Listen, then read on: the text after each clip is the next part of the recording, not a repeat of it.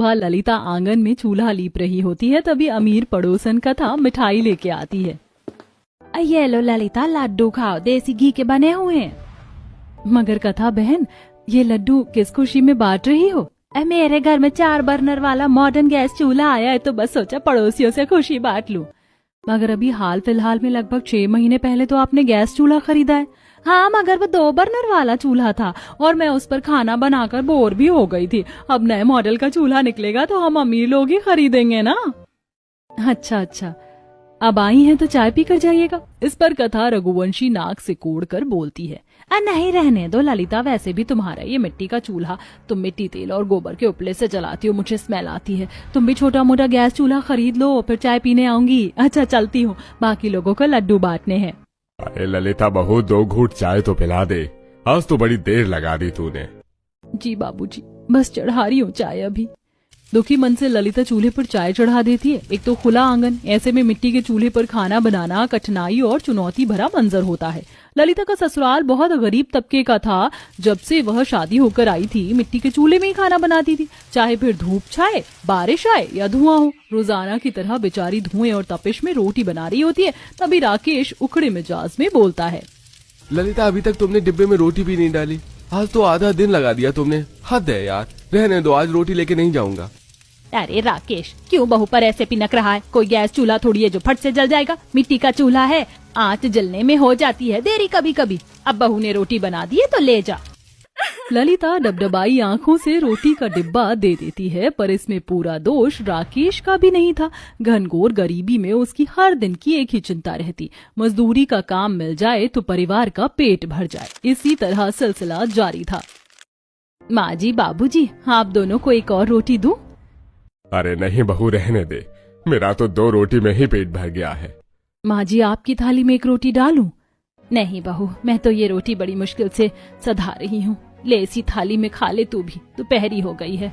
माँ जी, बच्चों के स्कूल से आने का समय हो गया है, उन दोनों को खाना परोस कर फिर मैं खा लूंगी। तभी पसीने में भीगे हुए पूजा, सोनू अंदर आते हैं।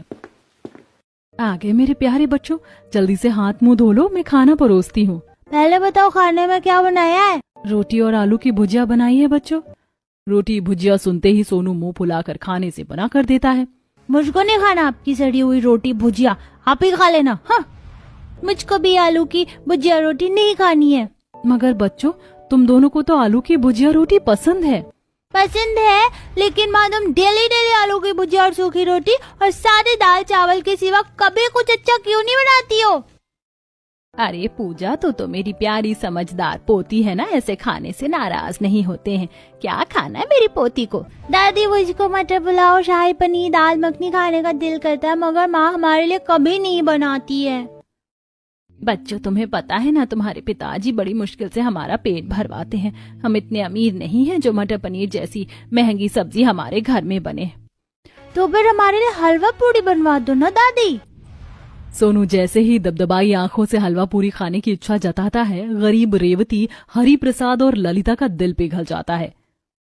बहू जा, थोड़ा 2-4 कचौड़ी और हलवा बनाकर दे दे, दोनों बच्चों का दिल रह जाएगा। जी माँ जी। ललिता कड़ी धूप में आंगन में आकर हलवा पूरी बनाने में जुट जाती है।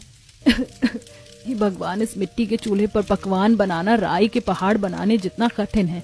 शुक्र है भगवान का हलवा तो तैयार हो गया, जल्दी से पूरी छान लेती हूँ। ललिता पूरी तलने लगती, तभी एकदम से मिट्टी का चूल्हा टूट जाता है, तेल से भरी कढ़ाई पलट जाती है। तभी सास रेवती दौड़ कर आती है। अरे बहू, तू ठीक तो है? तेल का छींटा तो नहीं पड़ा? नहीं माँ जी, मैं ठीक हूँ, मगर चूल्हा टूट गया, अब खाना किस पर बनेगा? कोई बात नहीं बहू, नया चूल्हा बना लेंगे, बड़ी अनहोनी होने से टल गई, केवल चूल्हा टूटा है। माँ जी, दोनों बच्चों के खाने लायक हलवा पूरी बन गई है, मैं परोस देती हूँ, फिर जंगल चली जाऊंगी, मिट्टी भी लेकर आना और ईंधन के लिए लकड़ियां भी। ललिता हलवा पूरी की थाली सजाकर जैसे ही जाने लगती है, उसकी नजर पड़ोसन के दरवाजे पर जाती है, जहाँ एक बड़ी गरीब कुबड़ी कोढ़ी बुढ़िया खाना मांग रही थी। बेटिया, भगवान के लिए 2 रोटी खिला दो, बहुत भूखी हूँ, भगवान तुमको बरकत दे। हे भगवान, ये बुढ़िया कितनी ढीठ है, मेरे घर में तुझको खिलाने के लिए कुछ नहीं है, चल भाग भाग यहाँ से। कथा उस बुढ़िया को दुत्कारते हुए धक्का मार देती है, जिससे उसके कोढ़ के फोड़े छिल जाते हैं। तभी ललिता आकर उठाती है। अम्मा, आप ठीक तो है ना? आपके घाव से तो खून बह रहा है, आप मेरे घर चलिए। अरे ओ ललिता, इस बुढ़िया के शरीर पर कोई आम घाव नहीं है बल्कि कोढ़ है, ये बीमारी फैलती है।